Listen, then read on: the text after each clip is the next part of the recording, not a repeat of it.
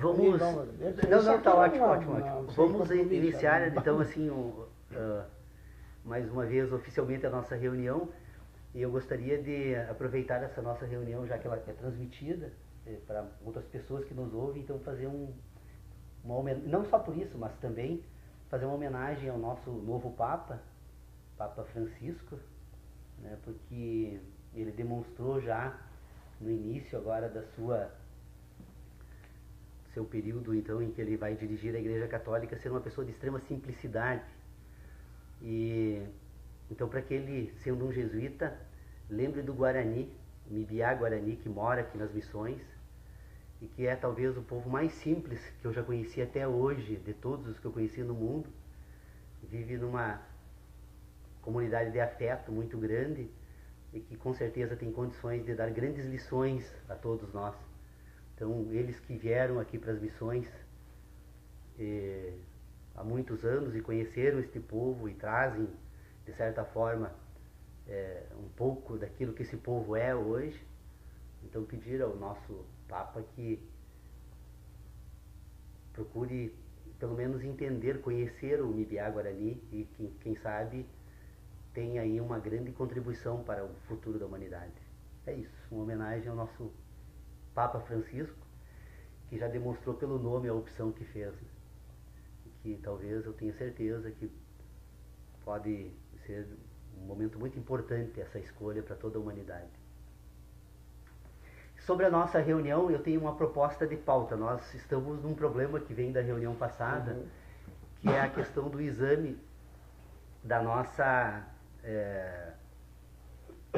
Eu e o Dr. Pedro Osório estávamos conversando antes aqui de iniciar a reunião e me parece que ficou bem focado um problema que nós temos para resolver aqui.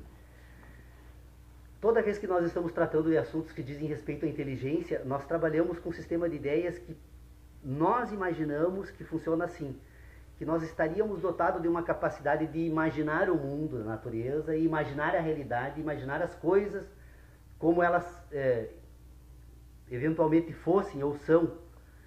E nós teríamos um sistema, então, que se comunicasse diretamente com a realidade. E eu estava tentando colocar a seguinte argumentação aqui com o Dr. Pedro Osório. Na verdade, esse talvez seja o grande problema que nós temos para resolver, para pôr em ordem as questões da filosofia. Por quê? Porque quando nós pensamos sobre aquilo que nós denominamos realidade, a nossa operação não é uma operação entre o pensamento e a realidade. Todo o sistema de ideias ele está relacionado às nossas sensações. Então, a realidade em si é algo agora que nós precisamos partir do seguinte pressuposto. Primeiro, antes de tratar daquilo que nós poderíamos denominar então de realidade, eu tenho que pôr em ordem essa questão da sensação e as ideias. Porque, na verdade, assim, o que eu tenho de domínio com autonomia, como indivíduo, para examinar, são as minhas ideias. Porque o mundo da natureza, ele como tal, está fora de mim. E ele só se apresenta para as minhas ideias por meio de uma aptidão que eu tenho, que são as minhas sensações. Então, se eu tenho sensações, são as sensações que me permitem ter ideias. Então, eu não vou questionar daquilo que produz sensações. Eu vou questionar daquilo que produz ideias. Porque se nós formos examinar aquilo que produz sensações, eu imagino que daria para explicar por aquela proposta que eu fiz aqui do sistema heptanimal de inteligência. Então, o sistema heptanimal de inteligência é o que trata da fenomenologia e as sensações. Mas das sensações até o sistema de ideias agora, é o que nós precisamos pôr em ordem, porque a única, de todo esse problema, é a única parte que nos compete totalmente. Então, o que eu preciso organizar aqui? Em primeiro lugar, se eu penso sobre a realidade, e se a realidade tem, então, nas minhas sensações, o instrumento pelo qual ela se comunica com essa realidade, estas sensações, então, elas se apresentam de uma certa forma. De que forma? Relacionadas. Nesse conjunto de sensações que compõem o sistema de ideias, eu percebo que eles estão todos eles relacionados. E eles se relacionam, então, De que forma? Bom, agora eu preciso, então, para tentar entender como eu produzo essas ideias sobre a realidade, eu preciso chegar ao seguinte exame. Primeiro lugar, estas sensações que se relacionam, elas se relacionam porque elas se apresentam em cadeias sucessivas. Elas se apresentam, essas sensações, de uma forma organizada, mas dentro de um sistema de sucessividade. Essa sucessividade, então, ela por sua vez, ela se organiza com a realidade como relacionamentos. São fenômenos que produzem sensações, que são sucessivas. Então, o que nós constituímos aqui quando trabalhamos com esses dois ambientes? Realidade e sensações que se organizam de forma sucessiva. Nós vamos constituir agora uma cadeia de relacionamentos que vai permitir agora destas relações construir um sistema das relações que vai tratar da realidade, que são as ideias. Então, o que são as ideias? As ideias são relações que eu estabeleço com as minhas sensações. São relações com as minhas sensações. Deixa eu fazer uma intervençãozinha. E elas estão sucessivamente organizadas. Eu estava dando uma lida ontem na introdução e depois uma parte da crítica da razão pura e o Kant fala uma coisa ali que me chamou a atenção, assim. Ele diz que nós temos conhecimentos puros, que são aqueles conhecimentos vinculados com a metafísica, e os puros a priori, quer dizer, seriam dois conceitos, e aquilo me chamou a atenção, tá? Deixa eu só discutir uma coisa. Toda essa tua posição, ela parte da referenciação no mundo, na experiência. Sim, o conhecimento, sim. A partir de sensações. Todo conhecimento é derivado de sensações. Decorre de sensações. A pergunta que eu faço é o seguinte, ou a reflexão que eu faço.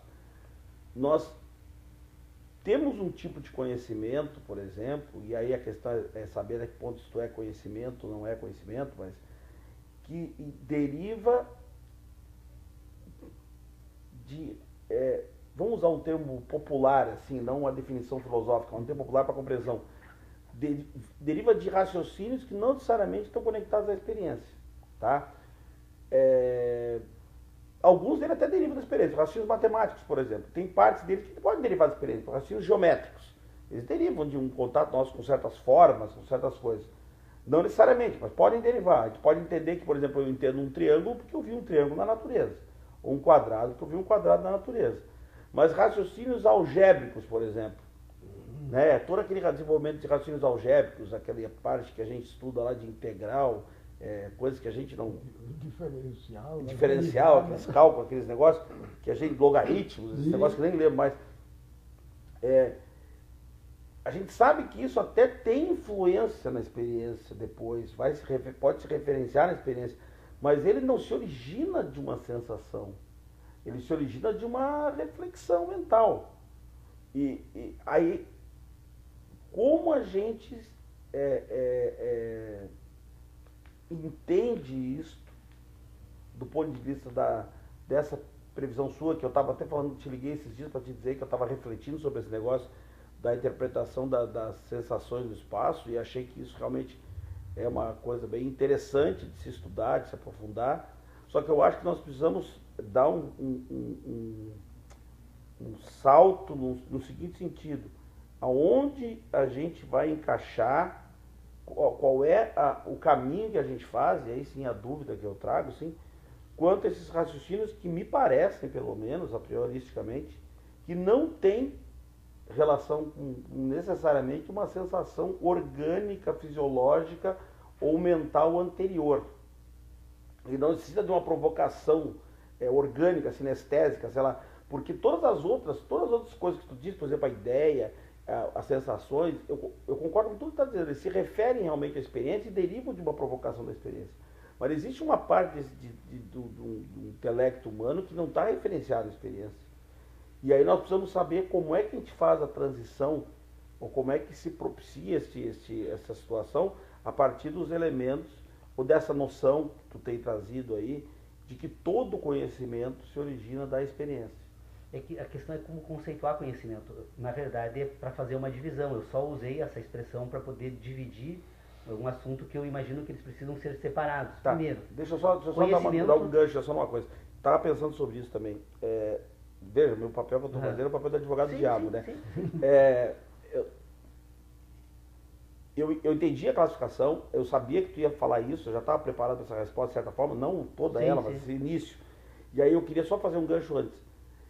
Eu estou com uma preocupação do seguinte: nós não podemos, para justificar um sistema de pensamento, a gente criar definições que separem as coisas necessariamente porque facilita minha construção. É isso que eu quero dizer. Sim, não pode ser arbitrário. A gente tem. Então eu estava pensando o seguinte: bom, nós precisamos fazer essa separação, e é possível que seja feita, mas nós precisamos ter elementos que fundamentem essa separação.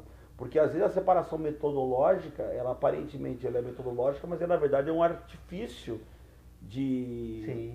Não sei se tu entender. Perfeito. Para facilitar que, bom, eu tenho um problema aqui. Sempre fez isso, né? Eu tenho um problema aqui, então eu excluo esse problema, trago... No direito é muito comum fazer isso, né? Eu excluo esse problema aqui, crio uma exceção para aquele negócio ali, e dizendo que isso aqui não está dentro disso e está resolvido, é um problema. Uma ampliação do mundo. Um deputado criticando a destinação dos royalties para educação, ele diz o seguinte, diz, não, mas o que adianta? Isso está equivocado, disse ele. Porque se o povo não tem saúde, de que adianta a educação? Nós temos que investir na saúde. Só que ele esqueceu de dizer para as pessoas o seguinte: primeiro, as pessoas todas nascem com saúde, elas nascem sem educação. Então o pressuposto é que a saúde a doença seja uma exceção, né? Enquanto que a falta de educação é a regra, porque todo mundo, é que nem disse o Lula, minha mãe nasceu sem dente. Olha, qual a mãe que não nasceu sem dente, né? Um dia que ele cometeu uma gafe, lembra, né? Então, na verdade, o que acontece? O problema é um e ele trata do outro, e nos convence que está certo, nos induzindo em erro. É o sofisma, né? Perigo do sofismo. Mas assim, deixa eu só te colocar, é que eu trouxe uma ideia nova hoje. E por isso que eu estava tentando... só fazer essa divisão. Essa cutucada para dar E eu concordo com a tua provocação, porque ela é verdadeira, né? No âmbito da lógica formal, é o que mais se faz, né? O problema todo é que nós precisamos imaginar o seguinte: nós estamos trabalhando com o homem, e que nós estamos trabalhando com um homem que tem ideias, e nós temos que descobrir como elas ocorrem. Então, nós não vamos produzir novas ideias sobre isso, nós temos que desvendar as que já estão aí. E eu me dei por conta que a grande divisão ainda que é necessário fazer, e talvez eu não tenha percebido, são as ideias de repetição e de sucessão. Porque, na verdade, o sistema de inteligência humana, ele trabalha com um sistema de relacionamento que utiliza a ideia de repetição e também a ideia de sucessão. De que forma elas se dão? Acho que tem mais uma que podia incluir aí. Não, mas espera aí. De relação, de sucessão, e tu pensa lá de relação. Não. Depois. Mas assim, são duas ideias básicas. É um conjunto que se apresenta com a ideia de repetição e com a ideia de sucessão. A ideia de repetição eu consigo obter aonde? Unicamente no sistema de ideias. Ele é constitutivo do sistema de ideias. Repetir ideias é a possibilidade de ter certezas. Então eu tenho um ambiente seguro agora. E eu tenho agora um ambiente de sucessão. Onde se dá o ambiente de sucessão? Nas sensações. Enquanto que eu consigo repetir ideias sem escala de tempo, se é para usar essa categoria de inteligência que eu não gosto, porque ela atrapalha, o tempo não ajuda, o tempo atrapalha.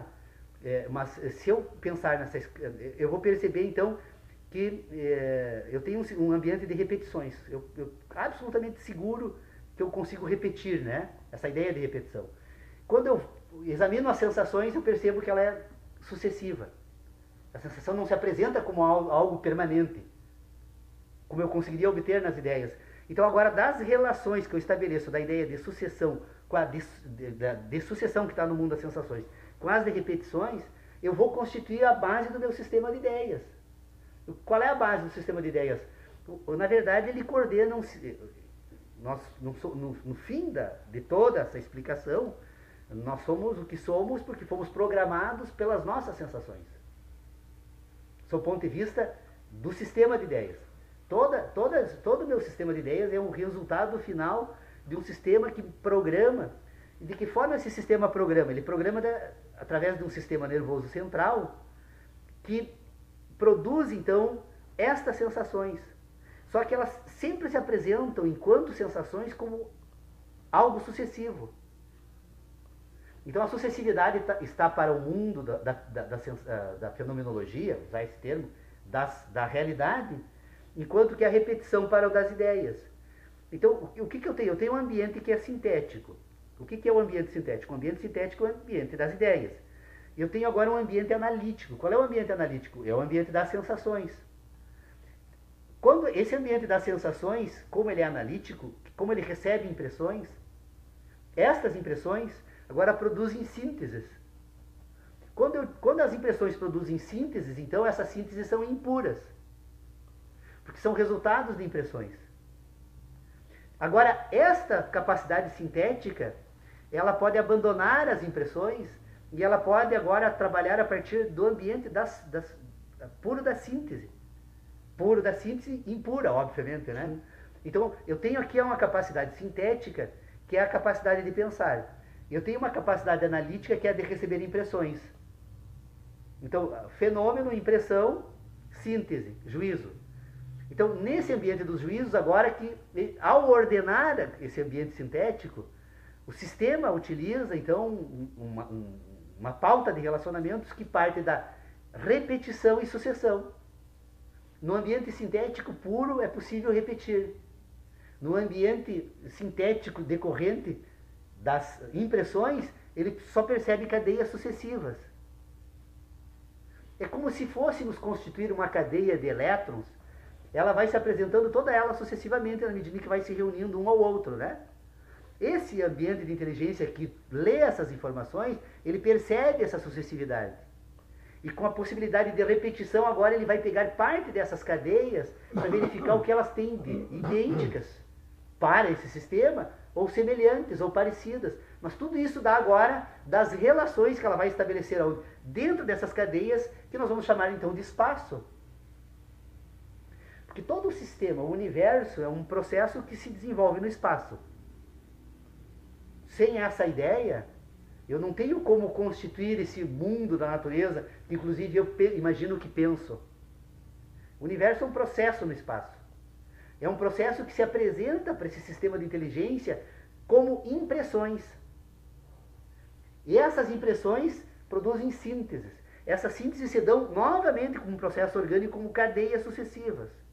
Nesse ambiente sintético, esse sistema que usa a cadeia sucessiva, usa também a possibilidade de repetição. Da repetição e da sucessão, eu constituo agora a ordenação de todas essas sensações naquilo que eu denomino espaço, e constituo a nossa capacidade de imaginar. Nós imaginamos ordenando sensações no espaço. Só que nós imaginamos objetos no espaço. Nós não imaginamos os objetos. Mas o que é a sensação? A sensação é produzida pelo fenômeno. É a percepção de um estímulo, que não é igual para todos. É absolutamente igual para todos. Não. É que todos nós estamos em espaços diferentes. A percepção então nós não jamais é teremos as mesmas percepções. Não. O estímulo é igual para todos, né? A percepção é diferente. Um exemplo, uma música clássica não provoca a mesma sensação em diversos observadores.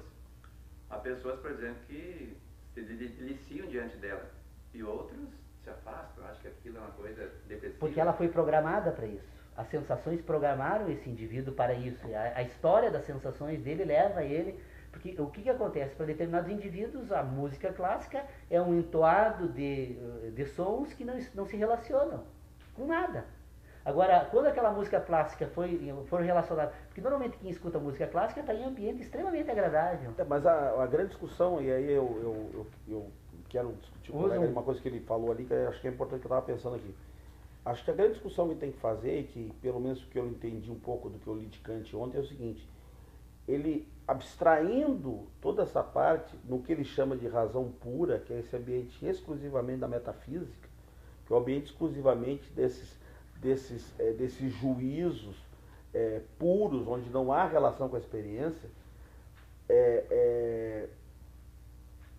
se esse juízo, se é possível aqui haver o que a gente pode chamar de conhecimento ou de entendimento, se isso é uma deixa eu achar o termo certo agora, se nós podemos considerar isso uma categoria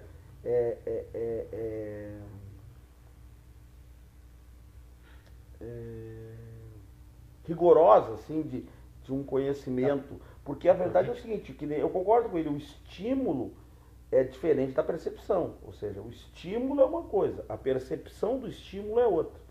E a reação individual desta percepção é diferente. É lógico que eles levam muitos estímulos, dependendo do estímulo também, pode levar a relações diferentes e outras não. Por exemplo, estímulos musicais, por exemplo, que é o exemplo que ele deu, isso leva a percepções individuais. Por quê? Porque cada um, como tu disseste, tem uma fundamentação em relação àquelas ações que vão dar. Agora, determinados estímulos geram resultados iguais. Por exemplo, a sensação visual de olhar um triângulo, por exemplo. Um exemplo que eu estou pegando, um triângulo.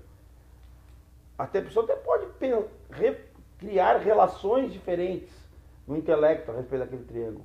Mas a percepção que ele vai ter de sempre estar olhando uma figura com 3 lados. Uhum. Isso é uma coisa que tu não tem como... Não vai produzir uma sensação diferente em mim. Eu posso relacionar o triângulo com outras coisas. Eu relaciono lá com um símbolo místico. Eu relaciono com uma mesa que eu tenho em casa. Eu relaciono... Tudo bem, relaciona. Mas a percepção de uma coisa com 3 lados é igual para todos. A música clássica não traz a mesma percepção. Então nós temos estímulos diferentes para estímulos diferenciados que geram percepções diferenciadas. O problema acho que não está aí, o problema está na origem no ambiente da síntese. O ambiente da síntese é que nós vamos sintetizar todas essas sensações e a partir daí criar esse processo de relações individuais e até onde a gente pode universalizar isso.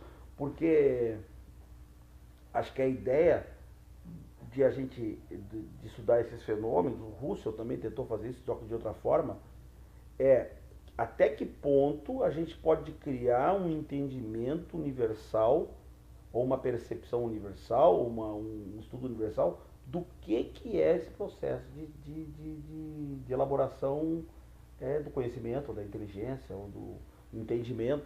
Até o Kant me chamou a atenção numa frase que ele diz lá, que era assim, nós não estamos nos debruçados sobre a capacidade de pensar, e sim da capacidade de entender, que seria um momento seguinte do pensar, né? Quer dizer, o pensar é que leva o entendimento. O entendimento seria o processo de pensar seria, pelo menos eu entendi isso, seria um processo anterior ao do entendimento. Então, eu acho que tudo isso, sim, eu acho que essas provocações elas são importantes exatamente para a gente começar a partir de uma ideia que, como eu disse para ti, eu acho que é muito... Falei para o Paulo essa semana que eu estava lendo um outro negócio aí e me veio a partir do que... Eu vi um documentário, li um negócio, vi um documentário, e aí eu cheguei a essa conclusão que essa percepção dele é extremamente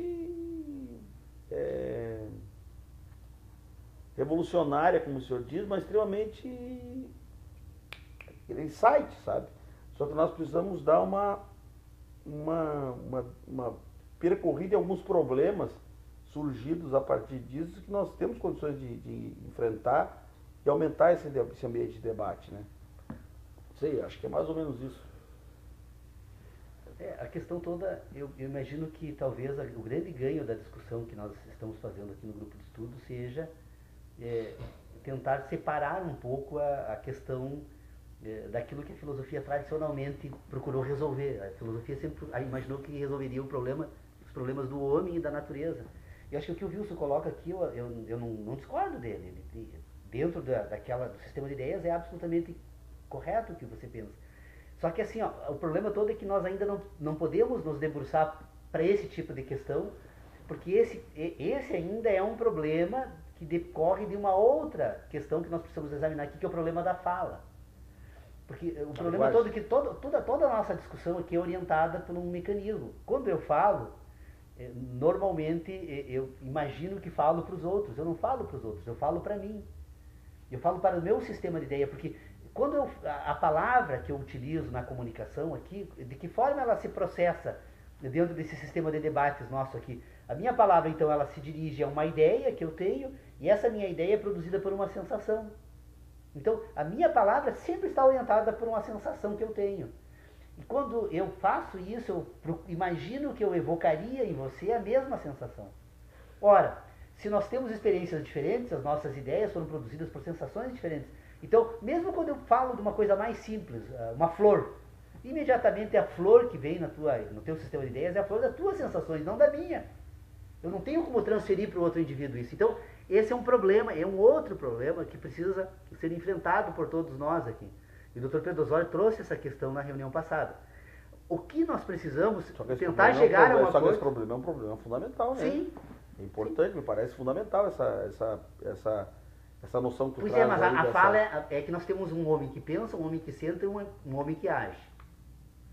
Nós temos que examinar esses três homens.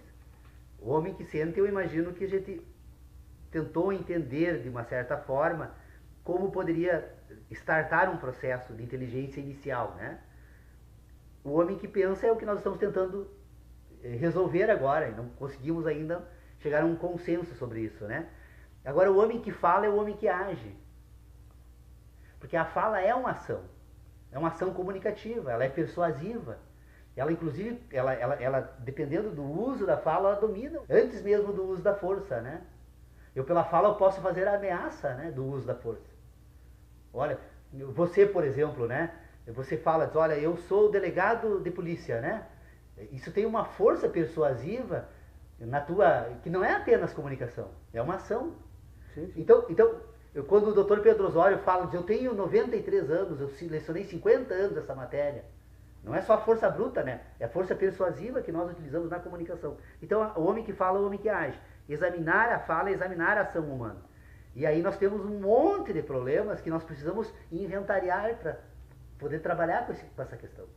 Só que eu imagino que ainda não seja o momento de fazer isso, porque nós não conseguimos ainda pensar da mesma forma.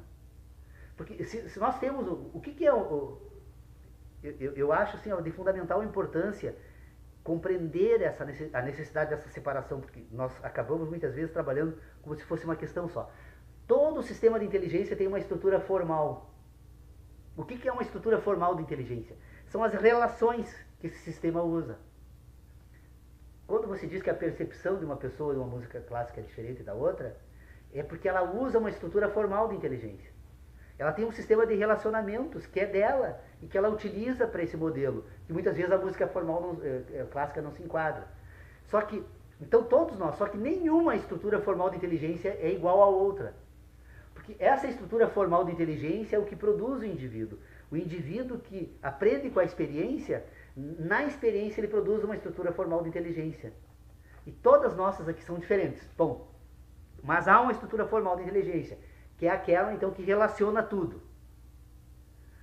Todo sistema de inteligência que tem uma estrutura formal tem uma estrutura material. Tem um objeto material, aliás. O que é? Agora, não é a relação de todos esses fenômenos que são feitos, porque muitos fenômenos são relacionados entre si. Embora eu utilize a sensação como meio intermediário, mas depois eu imagino que relaciono eles entre eles. Então, eu estabeleço um sistema, eu estabeleço uma ciência. Me permite desvendar a química, a física. Essa estrutura formal produz, inclusive, uma ciência, que é uma parte dessa estrutura formal de inteligência que é comum nesse meio todo, que serve de referência, de diálogo, nesses sistemas de inteligências diferentes. Só que o objeto material agora não é mais o sistema todo, mas o fato, o fenômeno, a questão examinada e a sensação humana. Sempre que eu relaciono com a sensação humana, então eu tenho aí um objeto material.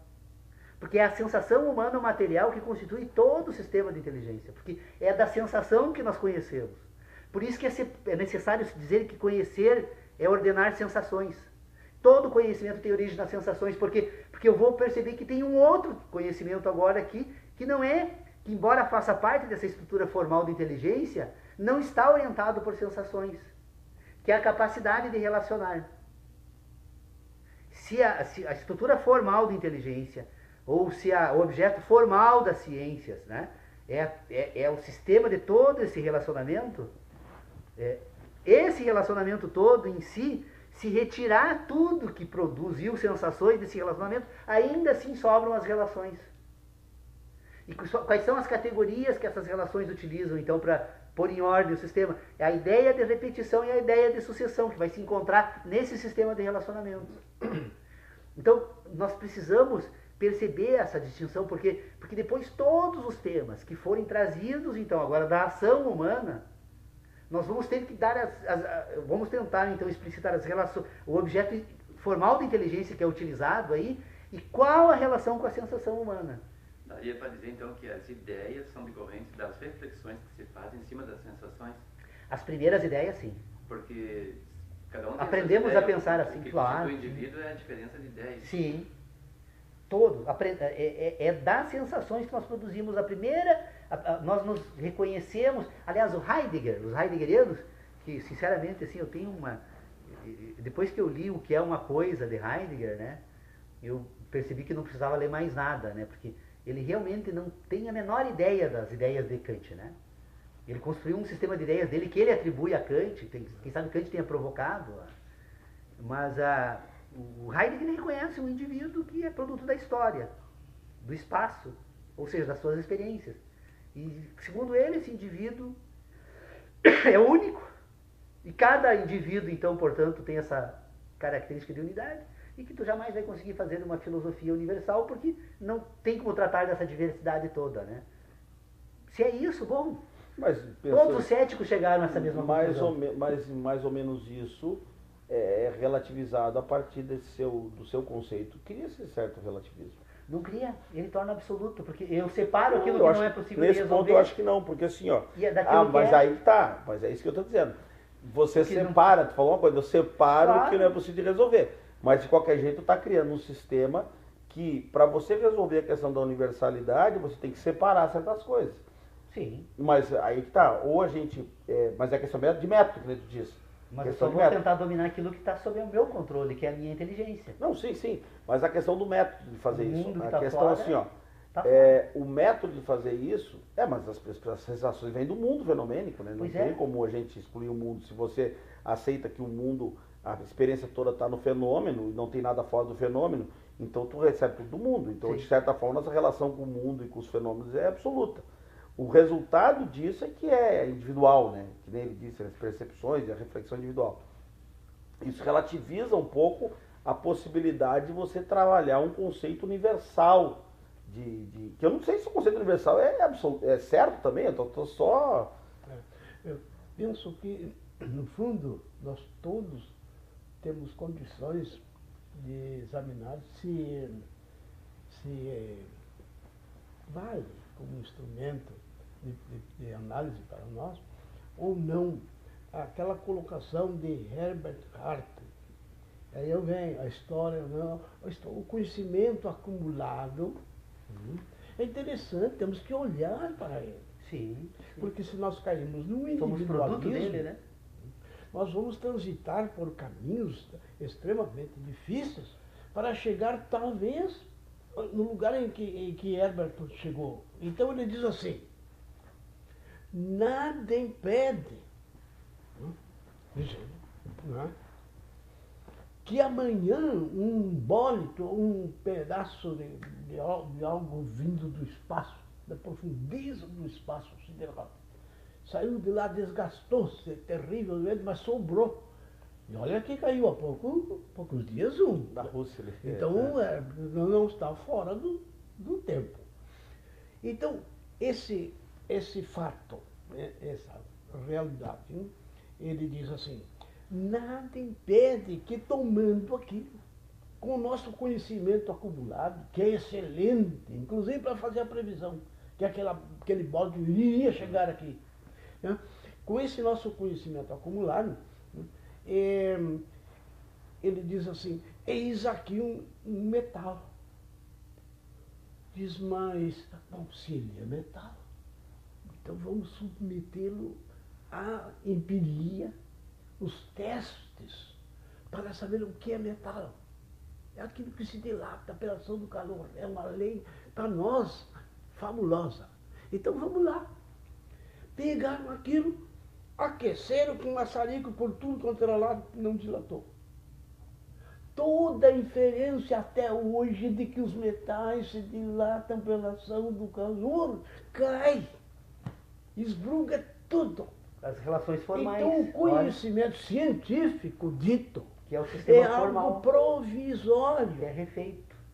improvisório para além da força da expressão que nos levaria até a atitude cética. E Gorgias está aí para nos incomodar a toda hora. Prova isto, me prova isto.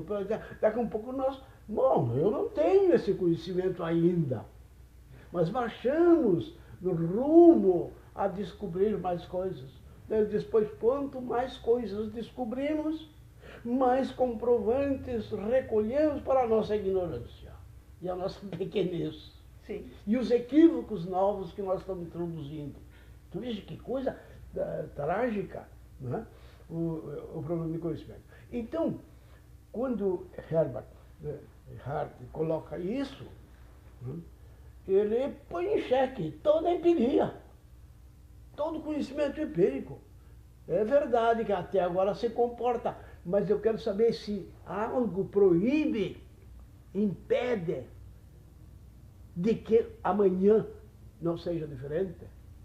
De onde é que nós vamos tirar? Daí é que remeteu para Kant, não que o Kant viesse, né, agora, mas remete a Kant isso, dizendo, mas eu tenho condições de apresentar para vocês um conhecimento que não fica escravo dessa contingência que nós estamos vendo. Que pelo menos nos dá um alento. O Kant, inclusive, diz que agradece a Hume por Hume ter tirado ele do sono filosófico dele, né? A provocação de David Hume tirou ele do coisa para criar aquelas reflexões todas que ele fez depois, a questão do conhecimento da análise transcendental lá do conhecimento. Pois é. Então, aí o Kant faz o seu apelo à matemática, e que, no meu entender, não é em razão da matemática. A matemática deduz. A matemática é um sistema é uma aptidão. Sim. Na verdade... Deduzo, é pura dedução, mas o Kant quer ir mais longe.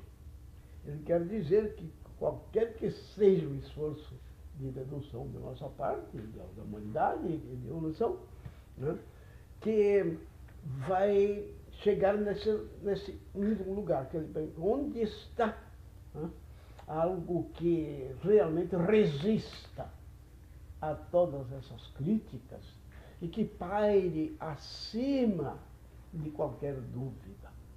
Foi que a gente fez aquele apelo para a geometria, não foi a matemática. Matemática é por dedução. Se x é igual a y, eu passo para outro membro, ele muda de sinal, eu tiro de lá e vira igual a zero. É um raciocínio puramente, né? Então, a questão de Kant não é fácil para a gente perceber. Ele colocou um horror no meio da sala, quando ele disse isso. E me digam como é que isso pode acontecer, ele disse. Como é que isso não precisa fazer apelos a mais nada?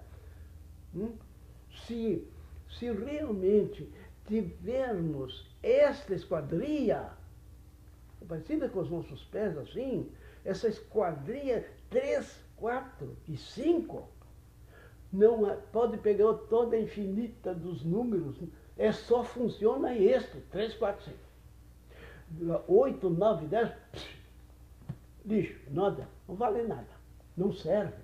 Só tem um que serve. Tendo 3 e tendo 4 aqui, não precisa laboratório nenhum. Aqui tem necessariamente assim. Número 5. 3, 4, 5. Por isso que eu disse, e falo no 12. E disse, mas como é que pode então ter uma coisa dessas? E daí se ele pega isto, essa figura, diz, mas isso é geometria plana. Isso aí, sim, mas isso já é uma assombração. Terrível, né? Mas vamos à ilha plana, então. Então pega essa coisinha kantiana, né? E procura descobrir onde é que você cava o compasso para passar sobre os 3 pontos desse tremo. Se é que é esse só no universo da reflexão e da dedução e da indução humana. Não tem outro. Procura descobrir onde é que tu pode cravar. E por 3 pontos que não sejam integrantes de um mesmo segmento de reta, passa sempre uma circunferência, e tão somente uma. E esse locus, agora sim, agora então, passa para a esfera. Agora é a geometria muito facetada, infinitamente. O que é uma esfera? Infinitamente. Em todas as órbitas, que lugar que tu colocares, os arcos, os anéis, ela se comportará igualmente. E dentro dela, o que é que tem? Uma infinidade, um infinito de triângulos. Só esse, porque ele é que gerou essa esfera. Todos os que podem imaginar. E por isso que, então, a circunferência é uma mera sucessão de um polígono com um número infinito de lados. Lado. É polígono. Não, circunferência não. Por isso é que é o 3,1416 e que um matemático foi para o oitavo da casa do edifício para fazer o cálculo. E saiu atrás, ele queria dar uma periódica. E não chega nunca, né? Atrás do pi. O famoso número pi. O famoso 3,1416, né? Que a gente para ali. Né?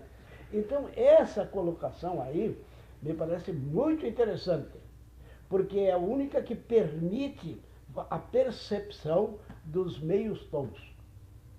Porque as notas musicais não são 7, são 12. E olha o 12 aí de novo. Isso que o senhor não viu o Tom Zé explicando, que são Já? 28. O Tom Zé explica, né? Não é? Vale a pena ter um vídeo do YouTube do Tom Zé dizendo por que o refrão daquele funk Tô Ficando Atoladinha é um acorde semitonal. Ai, meu Deus. Olha aí, conhece meta, não sei o que, polissemiótico. Olha aí. Tom Zé explicando. Muito bom, vale a pena ver. Mas então ali olha na escala do Meta, piano, refrão, semitonal, polissemiótico. Por que eu tô ficando atoladinha, é isso aí. Então conduz para isso. E submeta ao crivo agora, de falseamento. Vamos derrubar isso. Pois é, doutor Pedro Osório, mas a questão toda é assim, ó, é que Então, na verdade é um algo que sistema de resiste ideias. até agora, resiste e mostra que a empiria O calcanhar de Aquiles do seu raciocínio, e eu já disse, eu acho que ele é revolucionário, acho que ele é inteligentíssimo, só que ele tem um ponto importante ali, de um calcanhar de Aquiles, que é a questão dos raciocínios matemáticos. Os raciocínios matemáticos, eles são uma forma muito diferenciada de inteligência, muito particular de inteligência, é um conhecimento disseminado em todos os outros conhecimentos do mundo, em todas as outras áreas, e que a gente, em tese, pelo menos em tese, precisamos enfrentar o problema de ver se ele tem referenciação na experiência ou não. A ideia geral é que não tem, mas nada impede que a gente discuta isso e chegue à conclusão que não é bem assim. Acho que tem alguma referência, sim, e só temos que enfrentar esse... O raciocínio matemático é o raciocínio da repetição. Não tem uma outra explicação para dar. É o raciocínio da repetição. O que é o raciocínio da repetição? É o ponto de partida de todo o sistema que depois vai construir a inteligência humana. Porque se eu não consigo imaginar a ideia de repetição, porque o que me dá a capacidade de imaginar o que pode acontecer com as coisas no mundo? Porque eu imagino que as coisas se repitam. A ideia de repetição é que me permite. Quando eu penso uma caminhada, eu imagino uma repetição de passos. Só que na verdade eu estou imaginando, porque o problema é aquilo que nós trabalhamos como inteligência racional, que utilizamos para ser o que somos e para viver. Uma coisa são as nossas ideias. Isso nós temos que ter claro. Outra coisa é como elas são produzidas. Então, eu imagino que eu repita passos. Só que eu não repito passos, cada passo é um passo novo. Mas se eu não tivesse a ideia da repetição, eu não conseguiria imaginar o próximo passo. Mas não são passos perdidos. Por quê? Porque não são perdidos. Doutor Pedro Osório, só que assim, ó, eu não consigo imaginar o próximo passo porque eu ainda não tenho sensação dele. Então eu só tenho o passo anterior, eu imagino a repetição desse passo anterior para produzir o próximo. Então eu consigo imaginar uma caminhada minha até minha casa porque eu imagino uma repetição de um passo que eu já tenho na minha memória. Agora eu jamais conseguiria imaginar a minha caminhada até a casa do Sodré porque eu não sei onde ele mora. Então falta a cadeia de passos para chegar até lá. Então vocês vejam, então por isso que eu não consigo, estando correta, o que a filosofia sempre tentou fazer, era eu produzir um sistema de ideias autônomo, completamente não vinculado a nenhuma experiência, e chegar na casa dele. Eu até posso fazendo, se ele me der as coordenadas, olha, eu no espaço geográfico eu moro aqui. Mas ele dá um ponto de referência. Eu tenho o meu, eu tenho ferramentas, agora eu posso construir mecanismos para chegar até lá. Mas jamais ideias. Porque eu trabalho com... Então vamos lá, eu estou divagando agora por um campo perigoso que é minado aqui. Que é já tentar entrar nas questões que nós imaginamos que temos que deixar fora. Vamos de novo. Então, se eu tenho a ideia de repetição, e eu tenho agora a possibilidade da ideia de sucessão, se as sucessões estão nos sentidos e a repetição nas ideias, do uso desses dois ambientes, agora eu produzo um novo sistema de ideias, que agora são expectativas. Então, mas para que eu possa criar expectativas, é necessário ter a cadeia sucessiva nas sensações. Então, para poder esperar algo, é necessário que eu tenha uma cadeia organizada antes. Então, é por isso que... Como é que funciona a nossa inteligência? É um banco de dados. É um banco de dados de sensações. Essas sensações, muitas delas se perdem com o tempo. A nossa memória não é permanente. Sua ideia, então, de todo o raciocínio matemático decorre dessa coisa da ideia de repetição. Da ideia de repetição. Sem a ideia de repetição não haveria matemática. E na verdade, a ideia de repetição, parece uma coisa até meio maluca, né? Na verdade, é a capacidade de ter ideias. E essa capacidade, então, ela agora identifica a possibilidade de construir uma referência, então, que, na verdade, repetir é construir referências. E nesse sistema de ideias, quando se constrói referências, as referências podem estar orientadas por elas mesmas. Relacionar referências entre elas. Então, agora, com a possibilidade de repetir isso, eu construo toda uma cadeia matemática, o raciocínio algébrico, todo o sistema o cálculo, a trigonometria, todo o sistema de relacionamento matemático não passa da ordenação dessa capacidade de repetição. Então, eu posso construir agora, com auxílio da capacidade de repetição e de símbolos para eles, o símbolo agora é um auxílio que o sistema de ideias produz. Eu agora, com auxílio de símbolos, eu posso construir diferentes relações entre diferentes repetições. Então, se eu relacionar diferentes repetições entre si, eu produzo todo um sistema numérico. Com a ajuda do sistema decimal, né? Que é criar uma cadeia de repetição a cada 10 repetições. Então, eu produzo todo Só que, o que é isso? Isso é um conhecimento? Não é um conhecimento. Por que não é conhecimento? Porque não está orientado por sensações. Isso é só uma aptidão de relacionar que eu estou pondo em ordem. Mas é tão sério isso. O conhecimento é o sistema simbólico. O sistema de símbolos agora pode constituir para falar pelos outros. Isso é tão sério que isso aí... Uma sentença por Deus. Isso desconstrói, de certa forma, ou reconstrói todo um processo histórico, filosófico de como entender o que se trata o conhecimento. Sim. Entendeu? Mas uma coisa que eu venho batendo é um chavão, simplesinho, mas muito engraçado até, e a nossa colega advogada percebe sempre que batemos nisso. Um bujão de gás explode ali. É um horror. É um caos sensorial. Eu me jogo debaixo do sofá. Porque as sensações estão ordenadas de forma caótica. O nosso confrade aqui, Isso, enfrenta com tranquilidade. Ou o outro põe as mãos na cabeça. O menino ali que não tem tanta experiência de eclosão de coisas, e ele fica tremendo, mas não se afasta olhando para o problema, porque ele não conhece isso, nunca mais. Se nosso sistema de percepção é realmente atravessável por uma vareta semelhante, portanto, por isso que somos nossos semelhantes, por que nos comportamos tão diferentemente diante de um fenômeno igual que está ali? Porque temos experiências diferentes, Recente. sensações diferentes do mundo. Sensações. Se o nosso conhecimento é fundado em sensações de qualidade baixíssima, que comprovamos agora com o bujão de gás, temos que ter a compreensão de que nós não conseguimos ainda quebrar definitivamente as assertivas do mundo cético. Se tivéssemos, já teríamos ocupado o lugar de Deus. Agora, com o nosso Papa, talvez ele nos ajudasse a fazer essa aproximação para descobrir.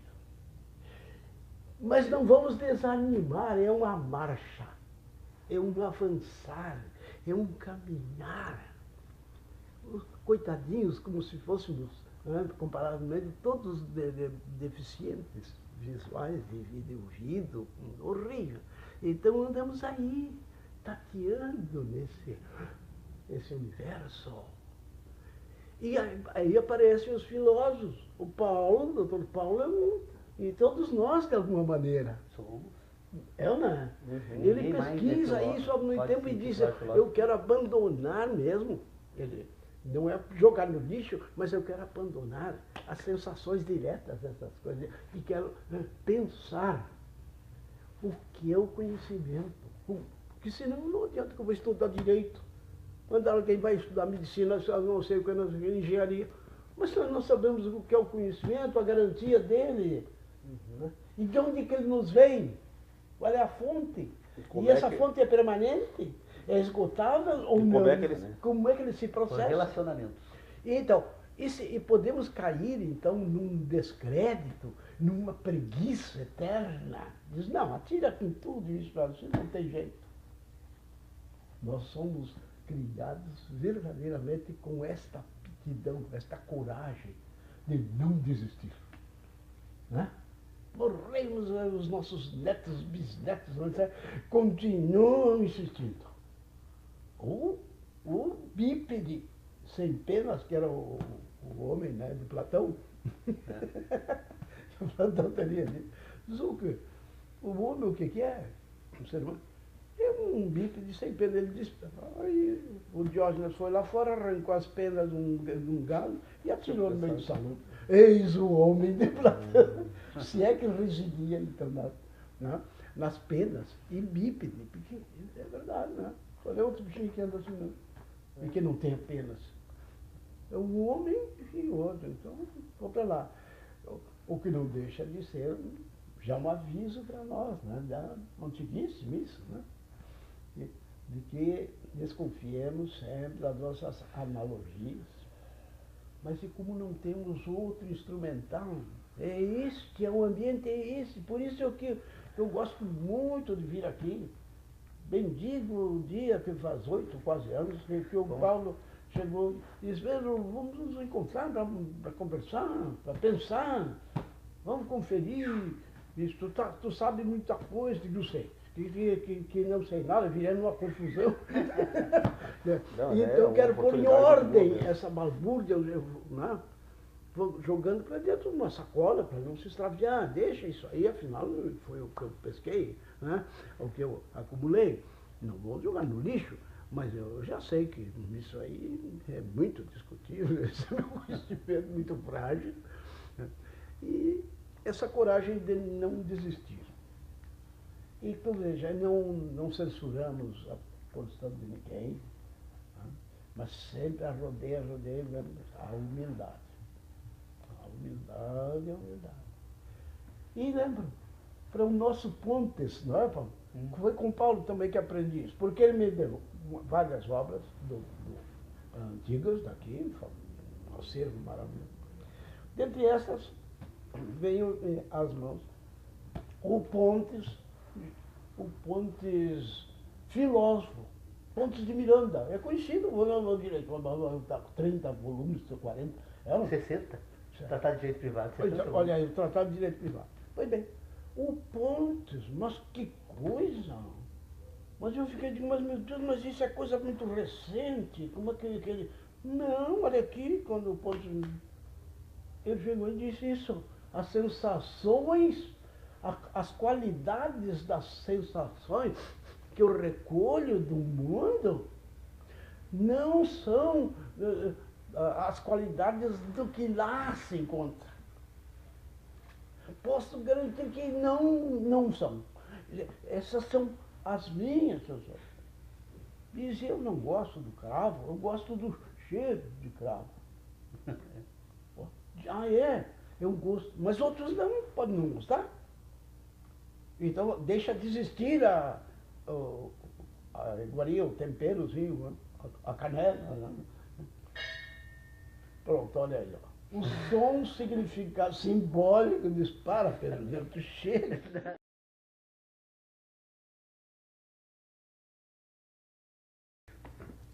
Vamos. Não, tá ótimo, ótimo.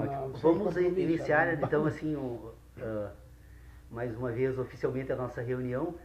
E eu gostaria de aproveitar essa nossa reunião, já que ela é transmitida para outras pessoas que nos ouvem, então fazer uma homenagem, não só por isso, mas também fazer uma homenagem ao nosso novo Papa, Papa Francisco, né, porque ele demonstrou já no início agora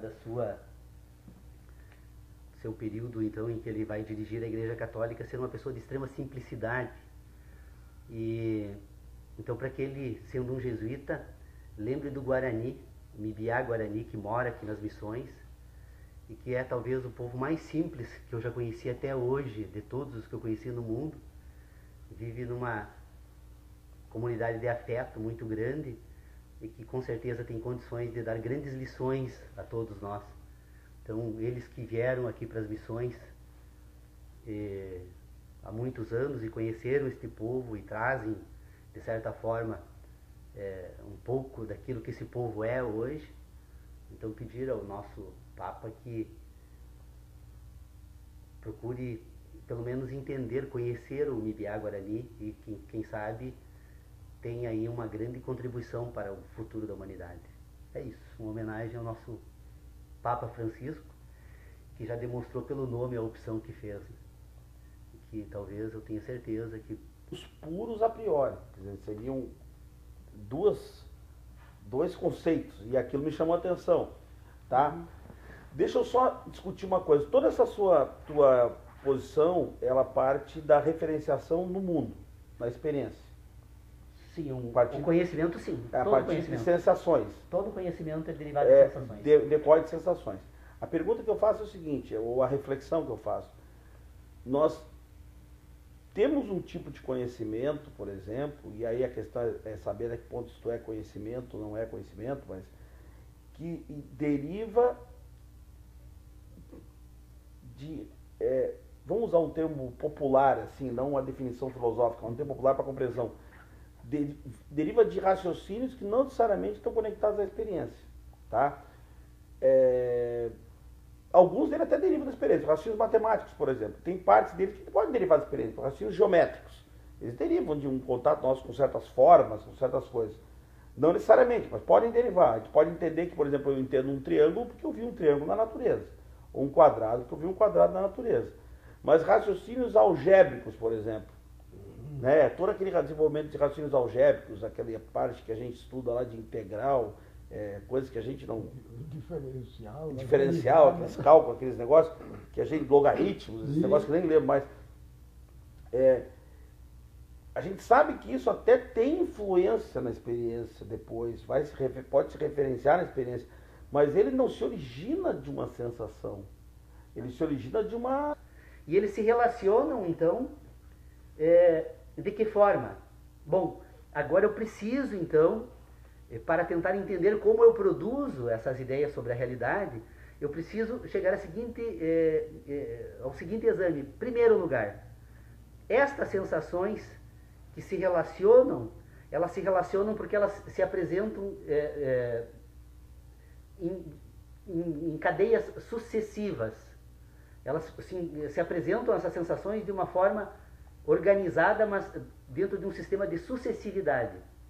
Essa sucessividade, então, ela por sua vez, ela se organiza com a realidade como relacionamentos. São fenômenos que produzem sensações, que são sucessivas.